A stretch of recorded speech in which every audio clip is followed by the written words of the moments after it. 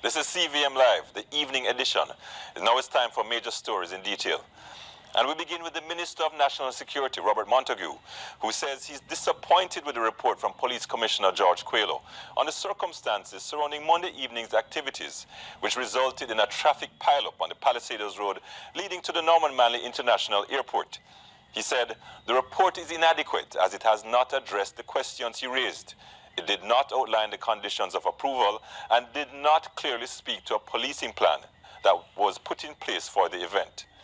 Noting that there needs to be a fulsome account to the public, Minister Montague said the police personnel at the location cannot be held solely responsible for the inadequate planning that would have gone into preparations for the event. Montague has granted the police commissioner's request for more time to prepare a comprehensive report, which will be submitted on Friday, January 5, 2018. In the meantime, Commissioner George Coelho says the Jamaica Constabulary Force was faced with several challenges at the time of the traffic build-up on the Palisados Strip on Monday. CVM Live's Khadija Thomas has this report. I supplied to the minister an interim report based on the information that we have. Bear in mind that yesterday we were in our devotion early yesterday morning. When I got out, I got the information that the minister required this report, and he required it by 5 p.m. Those were the words of Commissioner George Coelho on Wednesday when he spoke with CVM Live at the 13th staging of the Heal the Family, Heal the Nation event at the National Arena in Kingston. Coelho says the Ministry of National Security will receive the comprehensive report on Friday, as a number of issues had contributed to the traffic pileup along the Palisados Strip Monday evening. We could do better in terms of our own policing strategies, but I dare say to you, and this is something that you hear on all the talk shows, we are an indisciplined society. We are just, too many of us tends to believe that we are law unto ourselves. He added that the Jamaica Constabulary Force, JCF, had a system in place, but patrons would not adhere to the rules. He said the JCF was faced with several challenges that had to be resolved quickly. But people refuse to use the designated parking area and literally started to park on the roadway. Now, when you couple that with a major thoroughfare, the thoroughfare to one of our airport, a thoroughfare to the Port Royal, which on a public holiday is going to see a lot of traffic going to and from, right? Plus persons going to the actual event. And to make matters worse, a JUTC bus go down right along the same corridor. And we had some challenges for about 3 hours before we could get the record to come and remove it. So all of that had to what transpired. I'm not making any excuse. This is the facts, and everybody can check it. Khadija Thomas, CVM Live. Meanwhile, we have more on the clarification from the Minister with responsibility for entertainment, Olivia Grange. Minister Grange has emphasized that the ministry does not grant permission for licenses for the staging of entertainment events and did not grant permits licenses for the SANS event. CVM Live's Nicoy Wilson tells us more. Seeking to dismiss any assertions that her ministry is responsible for the debacle that took place on the Palisados roadway on New Year's Day, Entertainment Minister Olivia Babsy Grange says her ministry does not issue permits. Grange says these permits are dealt with by the respective municipal corporations and police divisions. She attributed some of what happened on the Palisados Peninsula to indiscipline demonstrated by motorists. The only entertainment zone on the peninsula, Grange says, is Fort Rocky, which is located beyond the road leading to the Norman Manley International Airport. The first and only entertainment zone to be declared is Fort Rocky. The Gunboat Beach is not a part of the entertainment zone. And in fact, our ministry made an assessment of that location and found it unsuitable at this time. There are a number of things that would have to be put in place. Adequate parking, it would have to be properly coordinated with the logistics taken in place and proper monitoring for a major event to be held there without it inconveniencing the public. Although the Entertainment Ministry does not claim responsibility for what happened, they are proposing a way forward. The Ministry of Culture, Gender, Entertainment and Sport is developing a mechanism to bring all stakeholders together to ensure that a matter, this incident that occurred on the Palisades corridor does not happen again. The mechanism will ensure there is oversight, there is coordination, and there is monitoring. Grange says other areas including downtown Kingston are being looked at for entertainment zones, but emphasized that environmental assessment has to be done before making such a declaration. Nicoy Wilson, CVM Live. The JTA's negotiating team today met with the Ministry of Finance and the Public Service. Although there was favorable consideration given to some of the outstanding items of the claim, the item of percentage increase was not addressed. The Ministry of Finance and the Public Service indicated that the Cabinet would be meeting on Monday, January 8th to discuss some of the items submitted for consideration. The association remains resolute in defending the cause of the teachers of Jamaica who are fed up with the delaying tactics being employed by the government. Mayor of Montego Bay, Homer Davis, has decried the elevated murder figures experienced in the parish of St. James for the year 2017. CVM Live's Joel Crosskill reports. Mayor Davis may be tempting fate in 2018 with his assessment of the murder rate in St. James for the year just past. We have seen unprecedented murders in the parish of St. James.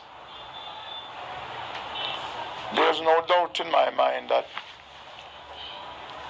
this year murder rate will go down in history in St. James as possible the worst it will ever get. The mayor compared murder rates in jurisdictions in the United States to that of St. James, where he noted that there were 332 murders for 2017, among a population of almost 200,000 people. That would give us an average of possibly 165 per 100,000. When I look at New York, which we like to compare ourselves with, the population of New York is some 8.5 million people, and they recorded some 270 murders. Chicago, and these are the hot spots in America, with over 11 million people, they recorded some 750 murders. Critically, Mayor Davis is suggesting that the police force was not strident enough in targeting the violence producers who afflicted the parish in 2017. When you speak to the security force, they can probably tell you most of the persons who are committing these crimes.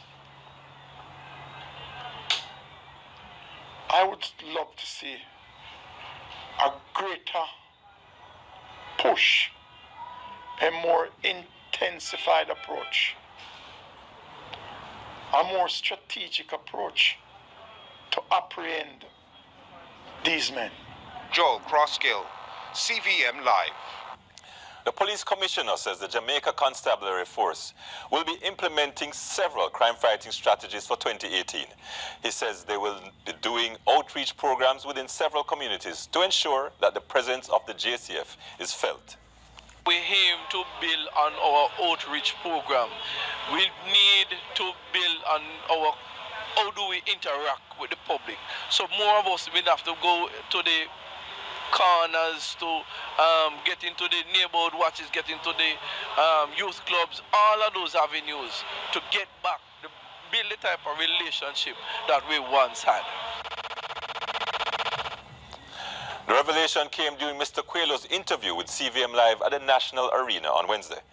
He said the police force is faced with several challenges, but they will be implementing these strategies at the community level to ensure that the law of the country is maintained. A number of government agencies and organizations offered their support to victims of fire as residents struggle to get back on their feet. CVM Live's Joel Crosskill has more.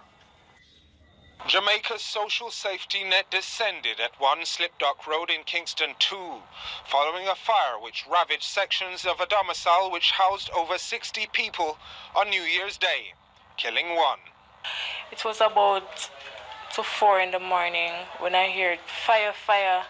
All I have to do is just grab my 2 kids, run outside, It's so traumatizing right now. I'm standing here, just here, a lot of screaming, people crying out, help, help.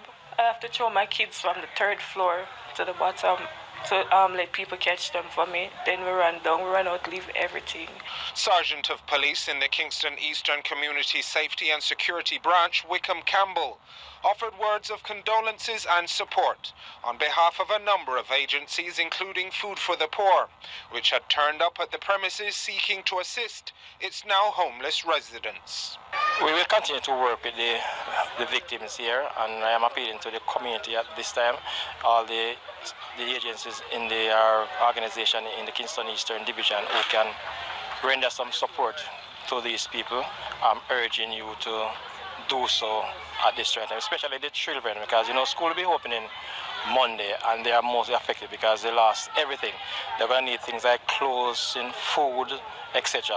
Bedding, of course, the Food for the Poor said they're going to provide bedding for them, and in the future they're going to try and provide some houses as long as they can come up with the land space to put those houses, and they will be assisting them in that area. Fire victim Denise Pink says assistance has also been offered by a politician.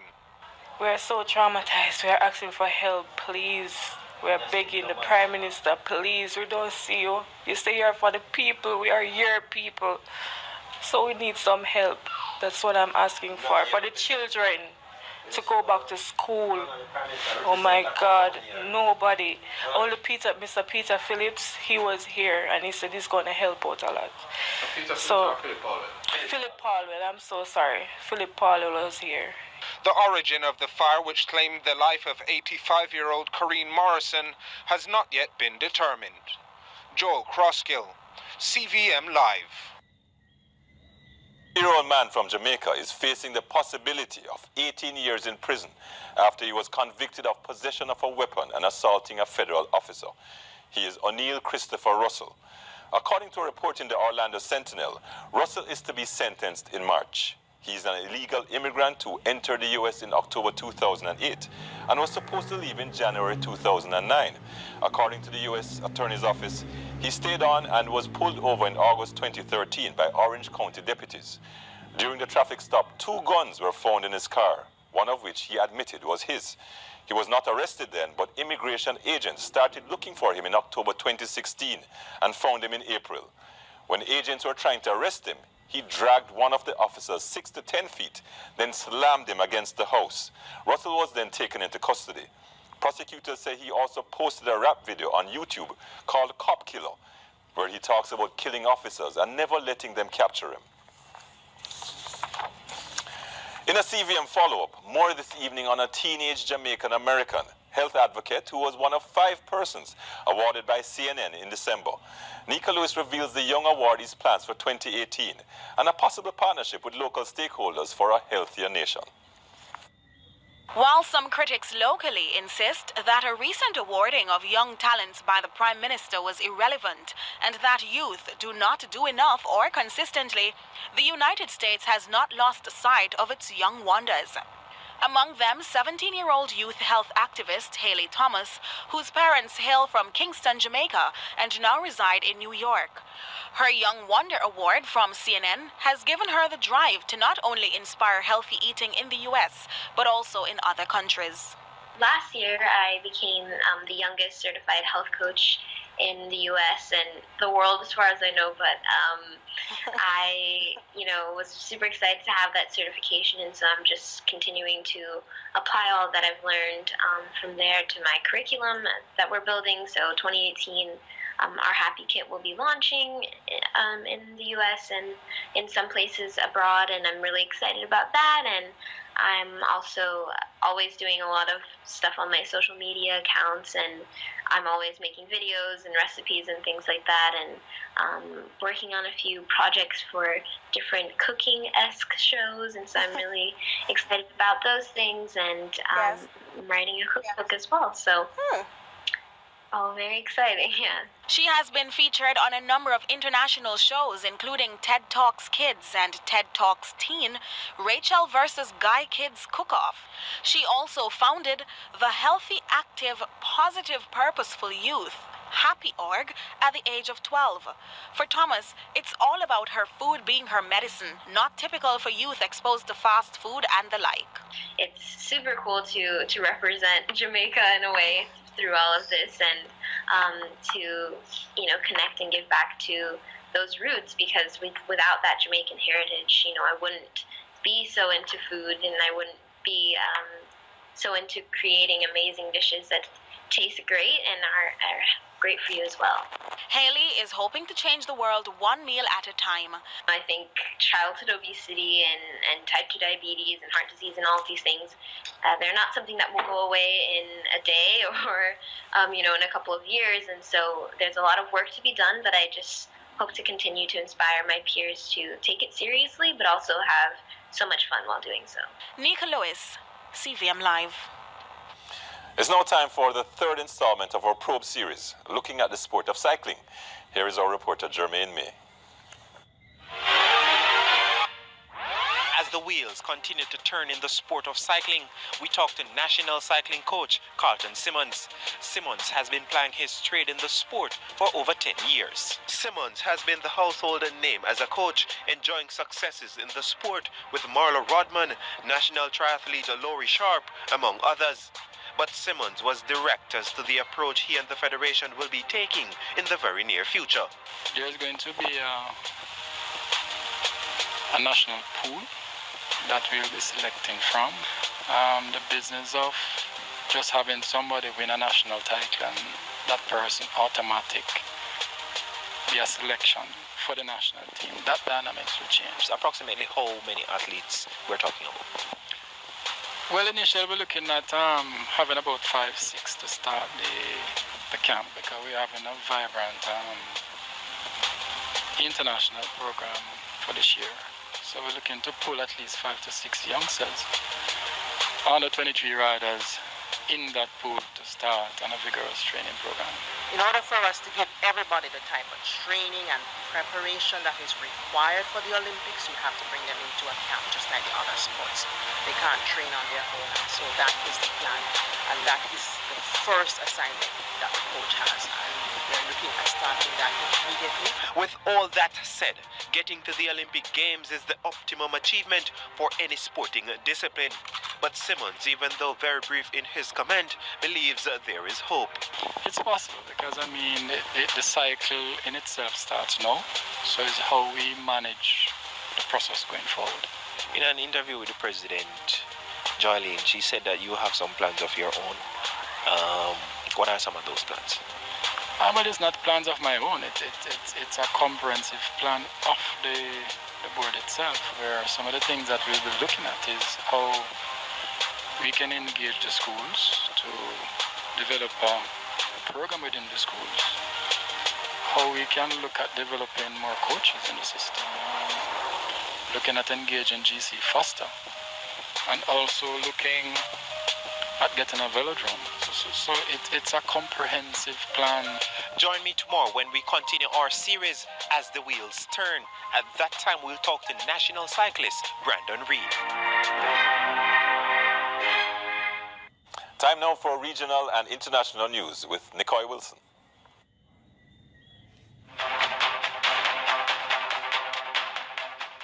Thanks, Richard. Now for news in the region. A no-confidence motion against Tobago House of Assembly Chief Secretary Kelvin Charles is coming. Minority Leader Watson Duke plans to move the motion, citing that after almost a year and over $3 billion spent, Tobago has not seen improvements in any sectors. CTV Trinidad's Patricia Nicholson tells us more. Leader in the Tobago House of Assembly, Watson Duke, said Tobago has not changed for the better since Chief Secretary Kelvin Charles came into office. In fact, Mr. Duke told reporters at the weekly minority press conference that he thinks the island has regressed, and it's because of this he will be seeking to bring a motion of no confidence before the House. Well, we have to first of all rectify when is the minority leader's time to lead the motion. It should have been this month if it is every quarter. However, it seems as if they press rewind and have started in January. So we'll have to verify that. However, As long as it takes, we would be mobilizing. Mr. Duke said he will be calling on all villagers from all communities in Tobago to mobilize at James Park on that day.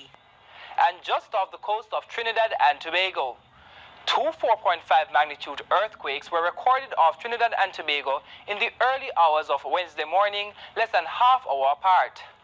The University of the West Indies UWI Seismic Research Center reported that the first one occurred around 2:29 a.m. Its location was put at 55 kilometers northwest of Trinidad's capital, Port of Spain. Then, 25 minutes later, the second one hit further away from Trinidad and closer to Venezuela, 115 kilometers southwest of Port of Spain. Initial reports suggest that neither resulted in any damage or injury. And in Europe, Winter Storm Eleanor has swept into most of northern Europe, including France and Germany, after battering the United Kingdom. The storm cut power to tens of thousands of homes and affected transport. A skier died in the French Alps and 15 others were injured elsewhere in the country, with 4 of them injured seriously. A train was blown off its tracks in Switzerland, leaving several people with minor injuries. One person was hit by a falling tree in the Netherlands. Wind gusts may reach 200 kilometers per hour. Storm Eleanor is the UK's 5th named storm of the season. That's it for regional and international news. I am Nicole Wilson. Back to you, Richard. Those are the major stories for this evening, but straight ahead is our panel discussion. And that's where we keep our focus on the implications of the Palisados traffic.